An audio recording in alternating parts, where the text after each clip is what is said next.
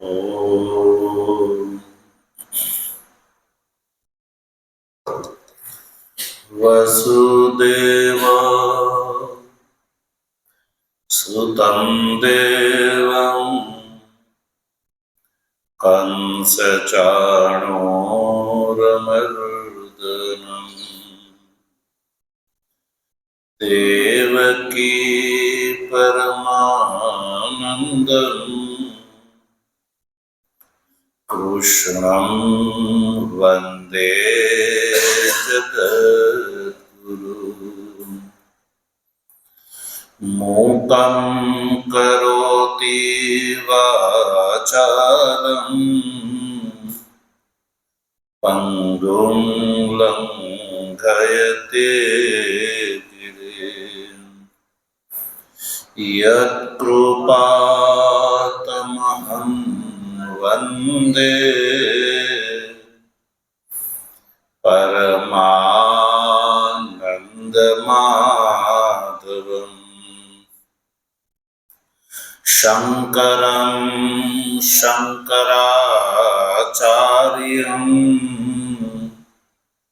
केशवं बादरायणम् सूत्रभाष्यो कृतौ वन्दे भगवन्तौ पुनः पुनः ईश्वरो गुरुरात्मेति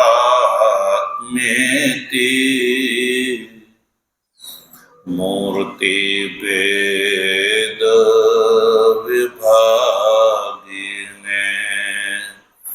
व्योमवद्व्याप्तदेहाय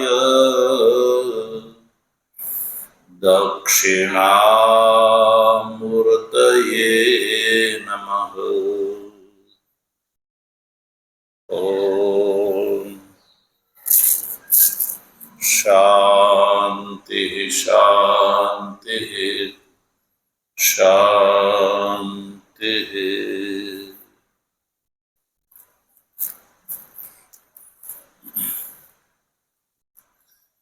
तत्व जिज्ञासु सज्जनों,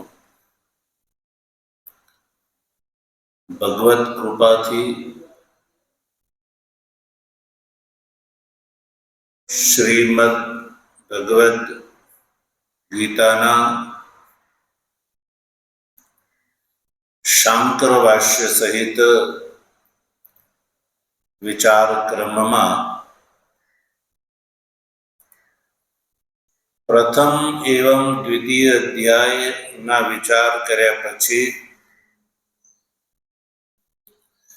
तृतीय अध्यायનો આપણે પ્રારંભ કરી ચૂક્યા છીએ। तृतीय अध्यायના प्रथम 2 શ્લોક કે જે અર્જુનના પ્રશ્ન વિષયક છે એનો આપણે વિચાર કર્યો અને સાથે સાથે ભગવાન ભાષ્યકાર જ્ઞાન કર્મ સમુચ્ચયવાદી ના મતનું ખંડન પણ પ્રસંગથી કર્યું। ત્યારબાદ અર્જુનના પ્રશ્નને અનુરૂપ ભગવાન શ્રી કૃષ્ણએ ઉત્તર પ્રદાન કરતા જ્ઞાન અને કર્મ બંને નિષ્ઠાના અધિકારી ભિન્ન ભિન્ન બતાવ્યા ને ભગવાને ખુદ કહ્યું કે સૃષ્ટિના પ્રારંભથી આ વેદાર્થ સંપ્રદાયની એ પરંપરા રહી છે કે જે કર્મી છે એના માટે योग निष्ठा अर्थात कर्मनिष्ठा અને જે સાંખ્ય છે અર્થાત કે જે સંન્યાસી છે એના માટે જ્ઞાન નિષ્ઠા સાધન છે।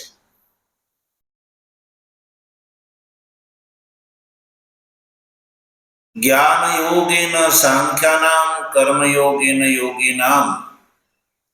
આ શ્લોકથી બંને નિષ્ઠાના અધિકારી ભિન્ન ભિન્ન બતાવ્યા છે.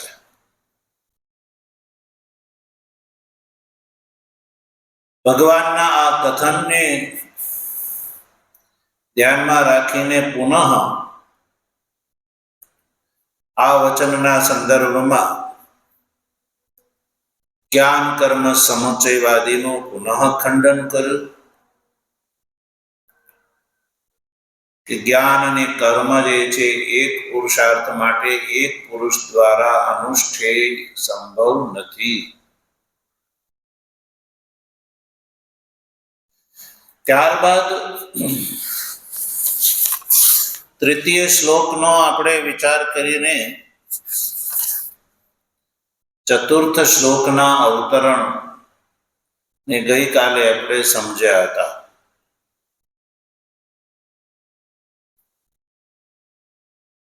ચતુર્થ શ્લોકના અવતરણમાં ભગવાન ભાષ્યકારે કહ્યું કે અર્જુને જે પ્રશ્ન કર્યો હતો એ બિલકુલ યોગ્ય છે. તચ્ચ સ્થિતમ, એ બિલકુલ યોગ્ય છે, સિદ્ધાંતિત છે. અર્જુન ભગવાનની વાતને બરાબર સમજ્યા પછી જ પ્રશ્ન કર્યો છે. કારણ કે ભગવાન શ્રી કૃષ્ણે બીજા અધ્યાયમાં જ્ઞાન નિષ્ઠા અને કર્મ નિષ્ઠાના અધિકારી જુદા જુદા જ બતાવ્યા છે. એટલે જ અર્જુને કહ્યું કે તદેકમ વદ નિશ્ચિત્ય યેન શ્રેયો અહમ આપ્નુયામ. જો અર્જુનનો પ્રશ્ન અનનુરૂપ હોત તો ભગવાન શ્રી કૃષ્ણ જરૂર એનું ખંડન કરે કે અર્જુન તું આવું કેમ પૂછ્યું, તો મેં તો તને આવું કહ્યું. એટલે નિરાકરણ, અર્જુનના પ્રશ્નનું નિરાકરણ નહીં કરવાના કારણે એ વાત સિદ્ધ થાય છે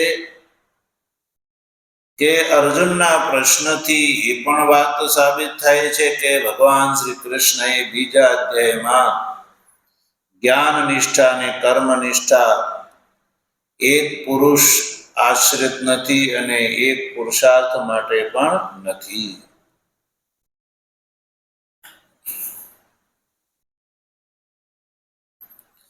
જ્ઞાન નિષ્ઠા સંન્યાસીને માટે કહી છે.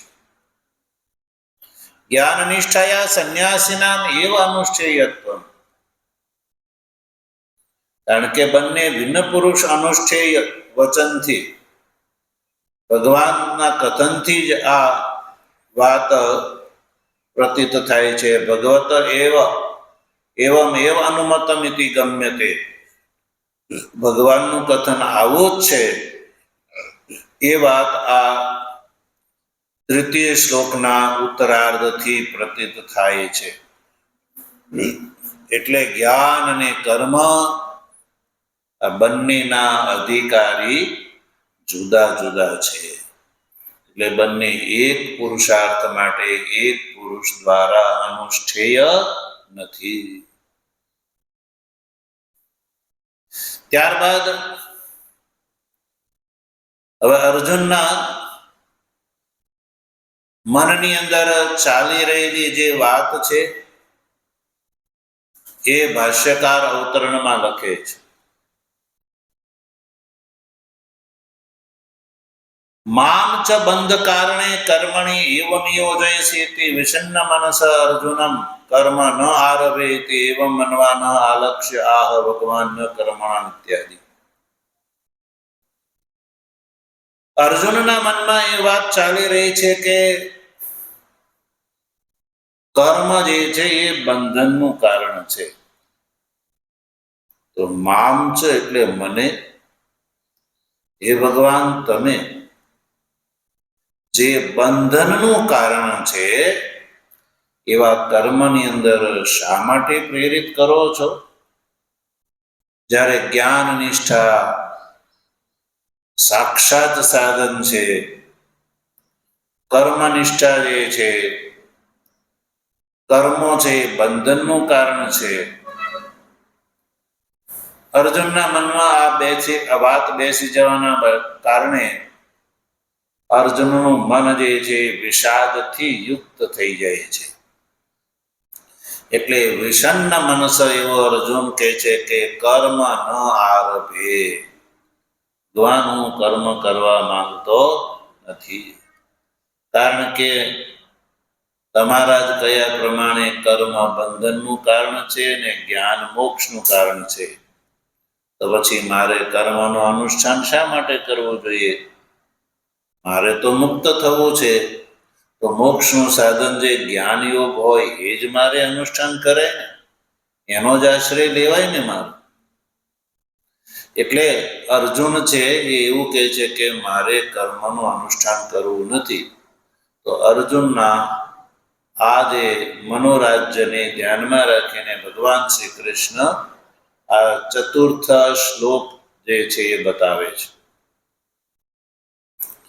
હવે ભગવાન ભાષ્યકાર આ શ્લોકનું અવતરણ પ્રકારાંતરથી બતાવે છે. એક તો આપણે વિચાર કરી ચૂક્યા, હવે પ્રકારાંતરથી બીજી રીતે આ શ્લોકનું અવતરણ લખે છે. જો અથવા કરીને જ્ઞાન કર્મનિષ્ઠયો પરસ્પર વિરોધાત એકેન પુરુષેણ યુગપત અનુષ્ઠાનમ અશક્યત્વે સતી ઇતરેતર અનપેક્ષયો એવ પુરુષાર્થ હેતુત્વે પ્રાપ્તે કર્મનિષ્ઠાયા જ્ઞાનનિષ્ઠા પ્રાપ્તિ હેતુત્વેન પુરુષાર્થ હેતુત્વં ન સ્વાતંત્ર્યેન જ્ઞાનનિષ્ઠા તુ કર્મનિષ્ઠા ઉપાય લબ્ધાત્મિકા સતી સ્વાતંત્ર્યેન પુરુષાર્થ હેતુઃ અન્ય અનપેક્ષા ઇતિ એતમ અર્થમ દર્શયિષ્યન આહ ભગવાન ન કર્મણામ ઇતિ. તો આ શ્લોકના 2 વાર અવતરણ કર્યા. પહેલું આપણે જોઈ ગયા, બીજું જોઈએ કે અર્જુનના મનમાં શું વાત ચાલી રહી છે કે જ્ઞાન કર્મનિષ્ઠયો પરસ્પર વિરોધાત. અર્જુને ભગવાનના વચનથી એ જાણી લીધું કે ભગવાનનું કથન એવું છે કે જ્ઞાનનિષ્ઠા અને કર્મનિષ્ઠા એ બંને પરસ્પર એકબીજાની વિરોધી છે. અર્જુને ભગવાનના કથનથી આ સાંભળ્યું કે ભગવાન જ્ઞાનનિષ્ઠા અને કર્મનિષ્ઠાને પરસ્પર વિરોધી માને છે, એક પુરુષ દ્વારા અનુષ્ઠેય નથી. એ તૃતીય શ્લોકમાં અર્જુને સાંભળ્યું સાંખ્યનામ જ્ઞાન યોગેન યોગીનામ કર્મ યોગેન, એટલે બંને નિષ્ઠાના અધિકારી જુદા બતાવ્યા. એટલે જ્ઞાન નિષ્ઠા અને કર્મનિષ્ઠા બંને પરસ્પર એકબીજાથી વિરોધી છે. એક પુરુષ દ્વારા એનું અનુષ્ઠાન કરવું અશક્ય છે. એક પુરુષ દ્વારા એક સાથે એનું અનુષ્ઠાન કરવું અશક્ય છે. એટલે અશક્ય હોવાના કારણે ઇતરેતર અનપેક્ષયો એવ પુરુષાર્થ હેતુત્વે પ્રાપ્તે. હવે બંને વિરોધી છે. જ્ઞાન નિષ્ઠા અને કર્મનિષ્ઠા બંને જ્યારે વિરોધી છે અને એક પુરુષ એક સમયે એનું અનુષ્ઠાન કરી શકે એમ નથી. કારણ કે જેમ કહ્યું કે એક જ વ્યક્તિ સ્થિતિ અને ગતિની સમાન વિરોધી છે. એક વ્યક્તિને કહેવામાં આવે તો તું ચાલવાનું અને સ્થિર થવાનું બેવ એક કાળમાં કર તો થશે? યા તો ચાલવાનું થાય યા તો સ્થિર ઊભું રહેવાનું થાય. બંને એક સાથે થઈ શકે નહીં, વારાફરતી થઈ શકે. યા તો 2 વ્યક્તિ હોય તો એકને એમ કહેવામાં આવે કે તું અહીંયા ઊભો રહે ને એક તું ચાલ, તો આ બંને જુદા જુદા વ્યક્તિથી આ થઈ શકે, એક વ્યક્તિથી ન થઈ શકે. એટલે અર્જુનના મનમાં આ વાત બેસી ગઈ કે પરસ્પર જ્યારે વિરોધી છે અને એક કાળમાં એક પુરુષ દ્વારા જ્ઞાન નિષ્ઠા અને કર્મ નિષ્ઠાનું અનુષ્ઠાન જ્યારે અશક્ય છે, એટલે આ જ્ઞાન નિષ્ઠા અને કર્મનિષ્ઠા બંને પરસ્પર એકબીજાની અપેક્ષા રાખ્યા વગર પુરુષાર્થમાં હેતુ છે એ સ્થિતિ પ્રાપ્ત થઈ કે બંને એકબીજાથી અપેક્ષા રાખ્યા વગર પુરુષાર્થમાં હેતુ છે એવું પ્રાપ્ત થતા એવી સ્થિતિ પ્રાપ્ત થઈ કે બંને પરસ્પર નિરપેક્ષ પુરુષાર્થમાં હેતુ છે.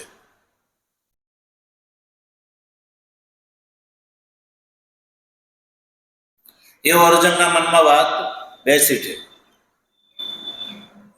પણ ભગવાન શ્રી કૃષ્ણ શું કહે છે કે કર્મનિષ્ઠાયા જ્ઞાન નિષ્ઠા પ્રાપ્તિ હેતુત્વેન પુરુષાર્થ હેતુત્વ. જો બંને એકબીજાની અપેક્ષા રાખ્યા વગર સેપરેટ મોક્ષનું કારણ નથી. કર્મનિષ્ઠા જે છે ને એ જ્ઞાન નિષ્ઠાની પ્રાપ્તિમાં હેતુ છે. કર્મનિષ્ઠા જ્ઞાન નિષ્ઠાની પ્રાપ્તિમાં હેતુ છે, સાક્ષાત મોક્ષમાં હેતુ નથી. કર્મનિષ્ઠા સાક્ષાત મોક્ષમાં હેતુ નથી, પણ કર્મનિષ્ઠા શું કરાવે છે? જ્ઞાન પ્રાપ્તિ કરાવે છે. અને જ્ઞાન પ્રાપ્તિ છે એ સાક્ષાત મોક્ષમાં કારણ છે. એટલે કર્મનિષ્ઠા જે છે એ જ્ઞાન નિષ્ઠાની પ્રાપ્તિમાં હેતુ છે. પુરુષાર્થમાં હેતુ તો કર્મનિષ્ઠા પણ છે, પણ સ્વતંત્ર નહીં. કર્મનિષ્ઠા જે છે એ પુરુષાર્થની પ્રાપ્તિમાં હેતુ બને છે, પણ ડાયરેક્ટ નહીં, ઇનડાયરેક્ટ. એટલે જ્ઞાન નિષ્ઠાને પ્રાપ્ત કરાવે છે, સાક્ષાત નહીં. જ્ઞાન નિષ્ઠાની યોગ્યતા પ્રદાન કરવા વાળી છે કર્મનિષ્ઠા. એટલે અધિકારીએ કર્મનિષ્ઠાનું અનુષ્ઠાન તો પ્રત્યેક અધિકારીએ કરવું આવશ્યક છે. કર્મનિષ્ઠાનું અનુષ્ઠાન કરવાથી વ્યક્તિ જ્ઞાન નિષ્ઠાનો અધિકારી બની શકે છે. એટલે કર્મનિષ્ઠા શું પ્રદાન કરે છે? જ્ઞાન નિષ્ઠાના અધિકારત્વને પ્રદાન કરે છે. એટલે એ પણ આખી વાયા શબ્દ આપણે વાપરીએ ને, તમે કંઈક જવું હોય તો તમારે ભલે જવું હોય ડાયરેક્ટ, પણ કોઈક એવી બસમાં બેસો કે બીજા વાયા કરતી જાય તો થોડો સમય તમારે વધારે લાગે. તો કર્મનિષ્ઠા જે છે એ પુરુષાર્થ એટલે મોક્ષમાં કારણ છે, પણ વાયા જ્ઞાન નિષ્ઠા. એ રીતે વાયા જ્ઞાન નિષ્ઠા, સાક્ષાત નહીં. જેમ કે યમુનાજી છે એ પણ સમુદ્રમાં ભળે છે. યમુનાજી છે એ પણ સમુદ્રમાં ભળે છે, પણ સાક્ષાત નહીં. ગંગાજી દ્વારા. શેના દ્વારા? ગંગાજી દ્વારા. કારણ કે યમુનાજી પ્રયાગરાજમાં ગંગાજીને ભળી જાય છે, પછી ગંગાજીમાં ભળી અને યમુનાજીનું જળ જે છે એ સમુદ્રમાં લીન થાય છે. તો ગંગાજી છે તો સાક્ષાત સમુદ્રમાં ભળે છે, અને યમુનાજી વાયા ગંગાજી સમુદ્રમાં ભળે છે. એ રીતે કર્મનિષ્ઠા જે છે એ પણ મોક્ષમાં હેતુ છે, પણ વાયા જ્ઞાન નિષ્ઠા. જ્ઞાન નિષ્ઠાનો અધિકાર પ્રદાન કરી અને કર્મનિષ્ઠા જે છે એ વ્યાવૃત થઈ જાય છે, છૂટી જાય છે. પછી જ્ઞાની એને કર્મનો સંન્યાસ કરી દેવાનો હોય અધિકારીએ. પછી એ સંન્યાસ કોટીમાં આવી ગયો તો સંન્યાસીને માટે પછી જ્ઞાન નિષ્ઠા થઈ. એટલે કર્મનિષ્ઠાયા જ્ઞાન નિષ્ઠા પ્રાપ્તિ હેતુત્વેન પુરુષાર્થ હેતુત્વમ ન સ્વાતંત્ર્યેન. કર્મનિષ્ઠા સ્વતંત્ર પુરુષાર્થમાં હેતુ નથી, પણ જ્ઞાન નિષ્ઠા, વાયા જ્ઞાન નિષ્ઠા પુરુષાર્થમાં હેતુ છે. અને જ્ઞાન નિષ્ઠા તો કર્મનિષ્ઠા ઉપાય લબ્ધાત્મિકા સતી સ્વાતંત્ર્યેન પુરુષાર્થ હેતુ અન્ય અનપેક્ષા. જો બંનેની અંદર ફરક શું છે? જ્ઞાન નિષ્ઠા છે ને સજ્જનો, એ સ્વતંત્ર રૂપથી કર્મ પુરુષાર્થમાં હેતુ છે. જ્ઞાન નિષ્ઠા સાક્ષાત મોક્ષમાં હેતુ છે. અને કર્મનિષ્ઠા વાયા જ્ઞાન નિષ્ઠા મોક્ષમાં હેતુ છે. પણ જ્ઞાન નિષ્ઠા જે છે એ પણ સજ્જનો પુરુષાર્થમાં હેતુ છે, સ્વતંત્ર રૂપથી સાક્ષાત પુરુષાર્થમાં હેતુ છે. પણ જ્ઞાન નિષ્ઠાને પણ પ્રાપ્ત થવું હોય, જ્ઞાન નિષ્ઠા જે છે એ પાછી કર્મનિષ્ઠા ઉપાય વગર સંભવતી નથી. એટલે જ્ઞાન નિષ્ઠા છે કર્મનિષ્ઠા ઉપાય લબ્ધાત્મિકા છે. જ્ઞાન નિષ્ઠાની પ્રાપ્તિ ત્યારે જ થાય છે જ્યારે કર્મનું અનુષ્ઠાન કરવામાં આવે તો. એટલે જ્ઞાન નિષ્ઠાને પોતાની ઉત્પત્તિમાં કર્મની અપેક્ષા છે અને કર્મને જ્ઞાન નિષ્ઠાની મોક્ષની પ્રાપ્તિમાં અપેક્ષા છે. એટલે કર્મનિષ્ઠા જ્ઞાન નિષ્ઠા નો અધિકાર પ્રદાન કરીને મોક્ષમાં હેતુ છે વાયા, અને જ્ઞાન નિષ્ઠા સાક્ષાત મોક્ષમાં હેતુ છે પણ કર્મનિષ્ઠાથી ઉત્પન્ન થાય ત્યારે. એટલે કર્મનિષ્ઠા સાધન થઈ, ઉપાય થઈ. કર્મનિષ્ઠા ઉપાય અને જ્ઞાન નિષ્ઠા ઉપેય. ઉપાય દ્વારા જે વસ્તુ પ્રાપ્ત થાય એને ઉપેય કહેવામાં આવે છે. એટલે એ સ્વાતંત્ર્યેણ પુરુષાર્થ હેતુ.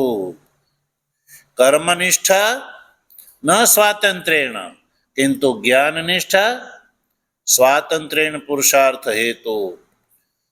જ્ઞાન નિષ્ઠાને સજ્જનો પુરુષાર્થની એટલે કે મોક્ષની પ્રાપ્તિ કરાવવામાં અન્યની અપેક્ષા નથી.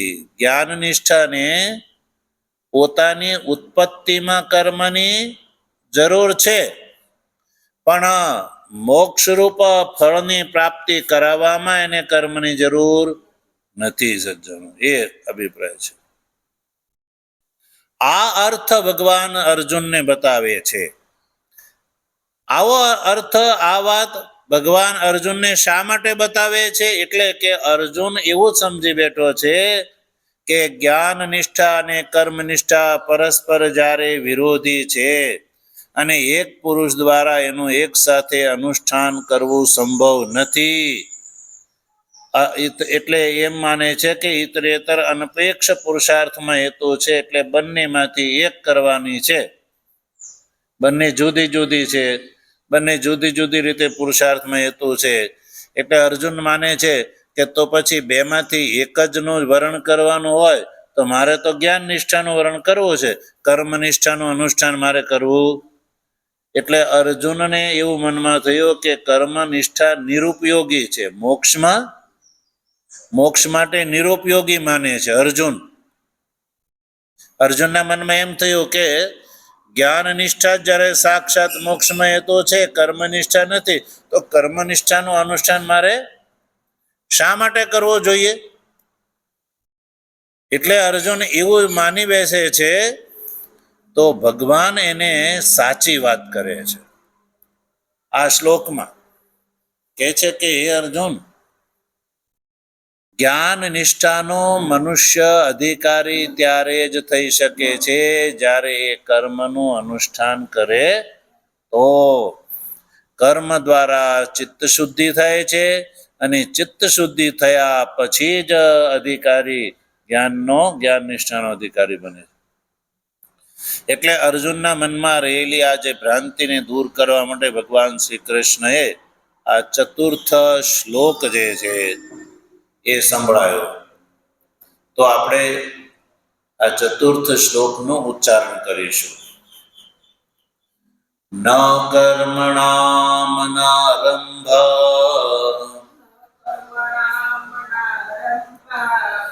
નૈષ્કર્મ્યં પુરુષોશ્નુતે ન ચ સંન્યસનાદેવ સિદ્ધિં સમધિગચ્છતિ ન કર્મણામનારંભ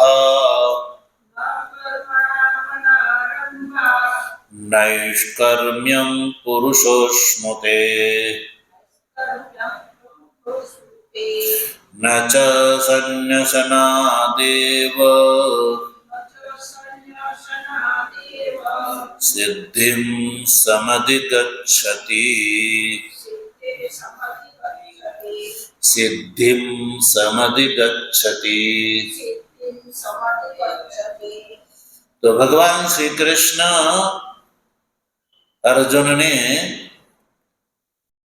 અર્જુનના મનમાં રહેલી જે ભ્રાંતિ છે, કઈ ભ્રાંતિ? કે જ્ઞાન નિષ્ઠા અને કર્મનિષ્ઠા પરસ્પર એકબીજાની અપેક્ષા રાખ્યા વગર મોક્ષમાં હેતુ છે. એટલે અર્જુન એમ માને છે કે કર્મનિષ્ઠા કરતા જ્ઞાન નિષ્ઠા સારી છે, એટલે મારે કર્મ કરવા નથી એવું માને છે. અર્જુનના મનમાં શું બેઠું છે કે જ્ઞાન નિષ્ઠા અને કર્મનિષ્ઠા બંને સ્વતંત્ર રૂપથી એકબીજાની જોડાણ અપેક્ષા રાખ્યા વગર મોક્ષમાં હેતુ છે. દાખલા તરીકે બે રસ્તા, એક ગંતવ્ય માટે બે રસ્તા સેપરેટ જતા હોય, જુદા જુદા જતા હોય, તો પછી ખબર પડે કે એક રસ્તો થોડો ઉબડ-ખાબડ છે, એક રસ્તો સારો છે. તો આપણે પૂછી લઈએ કે બે રસ્તા એક નિશ્ચિત ડેસ્ટિનેશન માટે જાય છે, તો કોઈને પૂછીએ કે ભાઈ કયો રસ્તો સારો, તો એમ કે ફલાણો રસ્તો સારો. તો આપણે એક રસ્તાનો ત્યાગ કરી દઈએ અને જે સારો હોય એ રસ્તે જઈએ. તો પછી તમારે પહેલા રસ્તે ચાલવાની જરૂર પડે નહીં ને? તો અર્જુન આ રીતે માને છે. અર્જુન એવું માને છે કે કર્મનિષ્ઠા જે છે એ સાક્ષાત મોક્ષની હેતુ, જ્ઞાન નિષ્ઠા એ સાક્ષાત મોક્ષની હેતુ છે. કારણ કે ભગવાને તૃતીય શ્લોકમાં શું કહ્યું? સાંખ્યાનામ જ્ઞાન યોગેન કર્મણામ યોગીનામ કર્મયોગેન નિષ્ઠા. બંને અધિકારી, બંનેનું સ્વરૂપ જુદું જુદું બતાવ્યું. એટલે અર્જુનના મનમાં આ ભ્રાંતિ થઈ કે બે જુદા જુદા રસ્તા છે મોક્ષને પ્રાપ્ત કરવામાં. તો અર્જુનને એમ થયું કે ભાઈ તો આ ઘોર કર્મ કરવું પડે, તો કર્મનિષ્ઠા કરતા મારે તો જ્ઞાન પ્રાપ્ત કરવું છે. તો ભગવાન શ્રી કૃષ્ણ કહે છે, અર્જુન એવું નથી. કર્મનિષ્ઠા અને જ્ઞાનનિષ્ઠા બેઉ સ્વતંત્ર, એકબીજાની અપેક્ષા રાખ્યા વગર મોક્ષના હેતુ નથી, પણ ક્રમિક છે. કેવા છે? ક્રમિક છે. ક્રમિક. જ્ઞાનનિષ્ઠા ડાયરેક્ટ સ્વતંત્ર મોક્ષમાં હેતુ છે, અને કર્મનિષ્ઠા જે છે એ સ્વતંત્ર નહીં, પણ જ્ઞાન નિષ્ઠાની પ્રાપ્તિમાં હેતુ છે. કર્મનિષ્ઠા જ્ઞાન નિષ્ઠાની પ્રાપ્તિ કરાવે છે, અને કર્મનિષ્ઠા દ્વારા જ્યારે જ્ઞાન નિષ્ઠાની પ્રાપ્તિ થઈ ત્યારે જ્ઞાન નિષ્ઠા જે છે એ સાક્ષાત મોક્ષને પ્રદાન કરવા વાળી છે. આ રીતે ક્રમ છે. એટલે સૌ પ્રથમ મનુષ્યએ કર્મનિષ્ઠાનું અનુષ્ઠાન કરવું જરૂરી છે. કર્મ કર્યા વગર ચિત્ત શુદ્ધ નથી થતું, અને ચિત્ત શુદ્ધ થયા વગર જ્ઞાન નિષ્ઠાના અધિકારી બનાતું નથી. સજ્જનો, એટલે પ્રત્યેક મનુષ્યએ, જે મનુષ્ય ચાહે કે મારે સંસારનો લાભ લેવો છે, તો સંસારના લાભ લેવા માટે પણ વૈદિક કર્મોનું અનુષ્ઠાન, વૈદિક કર્મ કરવા જોઈએ. અને કોઈ એમ કે મારે નિર્વિશેષ જ્ઞાન પ્રાપ્ત કરવું છે, તો ચિત્ત શુદ્ધિના માટે કર્મ કરવા જોઈએ. કર્મ કર્યા વગર ચાલે નહીં. એવી વાત ભગવાન શ્રી કૃષ્ણ અર્જુનને ચતુર્થ શ્લોકમાં કહે છે. તો આપણે સંધિ વિગ્રહ કરીએ. જો પહેલા સૌ પ્રથમ પૂર્વાર્ધમાં જુઓ, ન પદ છે. પહેલા શું છે શ્લોકમાં? ન, એ સ્વતંત્ર પદ છે. પછી કર્મણા મનારંભા નૈષ્કર્મ્યમ, એ આખો શબ્દ છે. પછી પુરુષોષ્ણુતે, એ આખો શબ્દ છે. તે આખો શબ્દ એટલે એની અંદર સંધિ થયેલી છે. સંધિને છૂટી કરી દઈએ તો કર્મણામ અનારંભાત નૈષ્કર્મ્યમ, એ ત્રણ શબ્દ છૂટા પડે. કેટલા?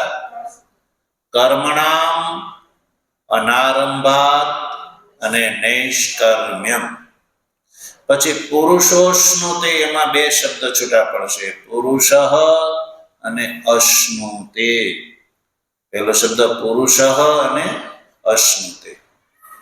પછી નીચે જો ન ચ, એ બંને જુદા જ છે. સંન્યસનાદેવ, એમાં બે શબ્દ છૂટા પડશે. સંન્યસનાત અને એવ. પછી શબ્દ આવ્યો સિદ્ધિમ. પછી શબ્દ આવ્યો સમધિ ગચ્છતિ. શબ્દ છે સમધિ ગચ્છતિ. એ સમ ઉપસર્ગ પૂર્વક અધિગચ્છતિ. સમ અને અધિ, એ બે ઉપસર્ગ પૂર્વક ગચ્છતિ, એ ક્રિયા છે. સમધિ ગચ્છતિ. તો સજ્જનો, આ રીતે આ જે શ્લોક છે એના બે વાક્ય બનાવી શકાય. એક પૂર્વાર્ધનું વાક્ય અને બીજું ઉત્તરાર્ધનું વાક્ય. તો આપણે પૂર્વાર્ધનું પહેલું વાક્ય બનાવીએ સજ્જનો.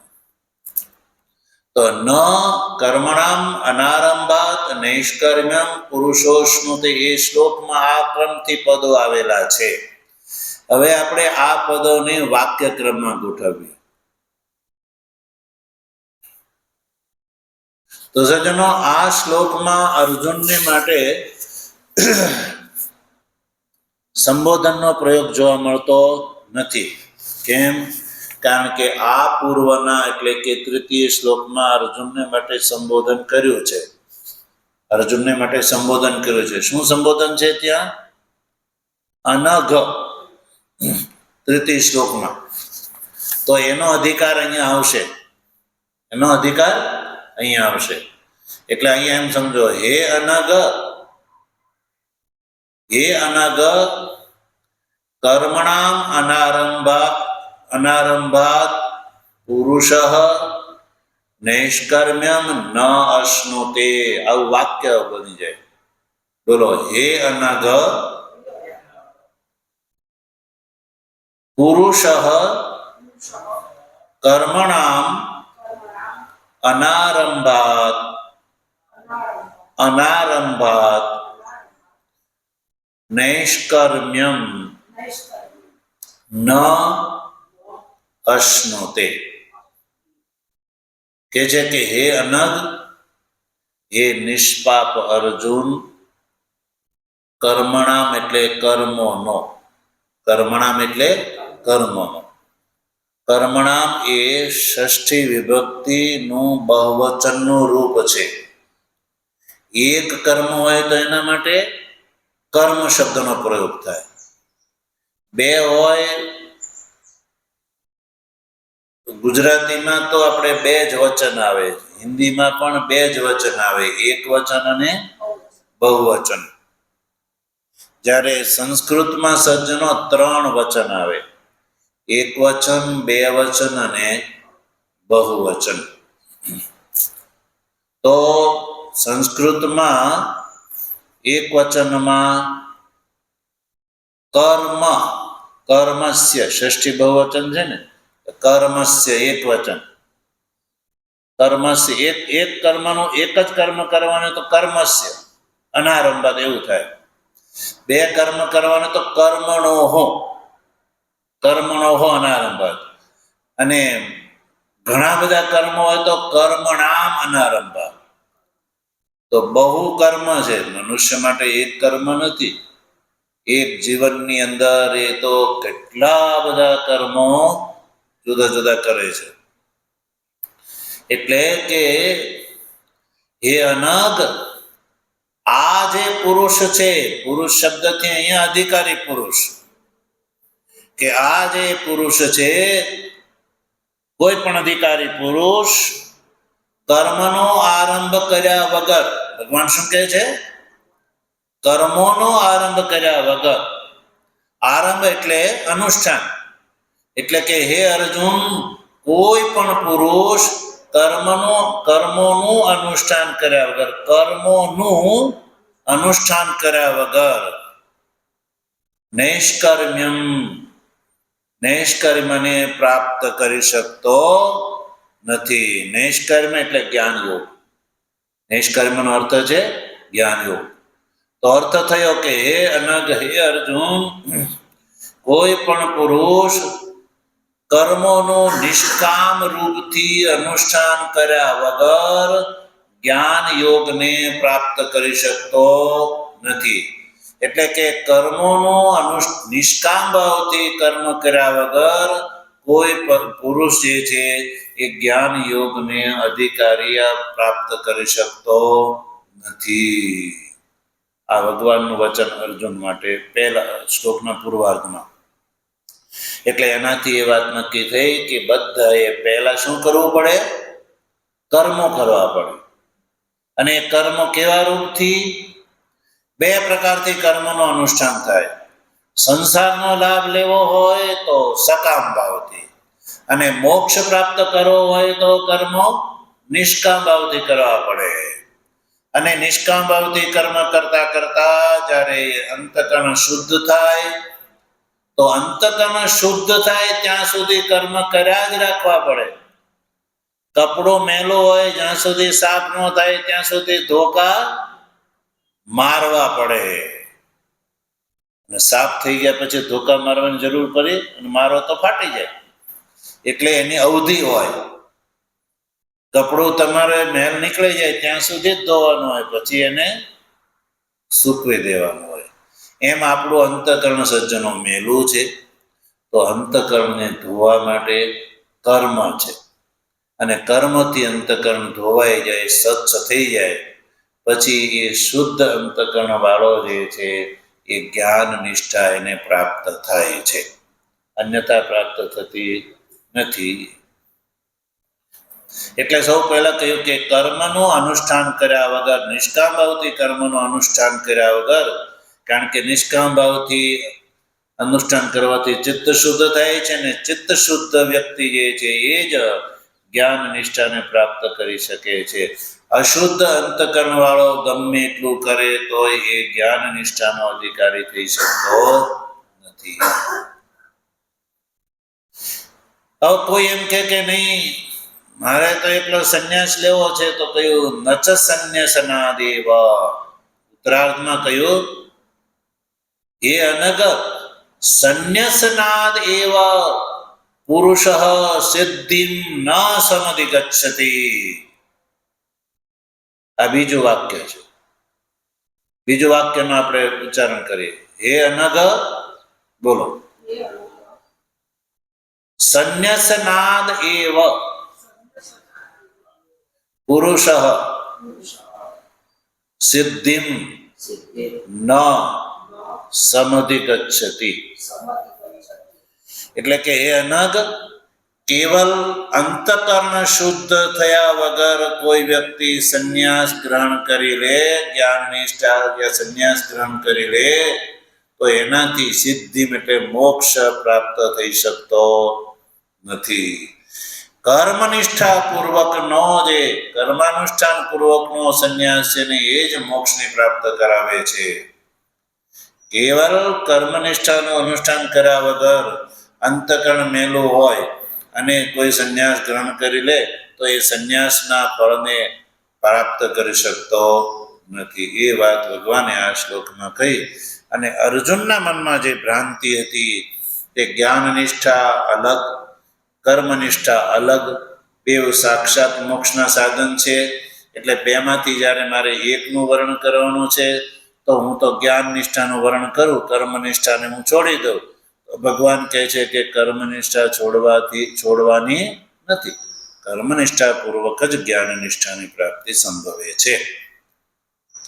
તો સજ્જનો, આ રીતે ચતુર્થ શ્લોક, અને હવે આપણે આ શ્લોકને ભાષ્યના માધ્યમથી સમજીશું. ઓમ વસુદેવ સુતં દેવં કંસચાણૂરમર્દનમ દેવકી પરમાનંદમ કૃષ્ણં વંદે જગદ્ગુરુ મૂકં કરોતિ વાચાલં પંગું લંઘયતે ગિરિં યત્ કૃપાતમહં વંદે પરમાનંદમાધવં શંકરં શંકરાચાર્યં કેશવં બાદરાયણં સૂત્રભાષ્યકૃતૌ વંદે ભગવन्तૌ પુનઃ પુનઃ ઈશ્વરો ગુરુરાત્મેતિ મૂર્તિભેદ વિભાગિને વ્યોમવદ્વ્યાપ્તદેહાય દક્ષિણામૂર્તયે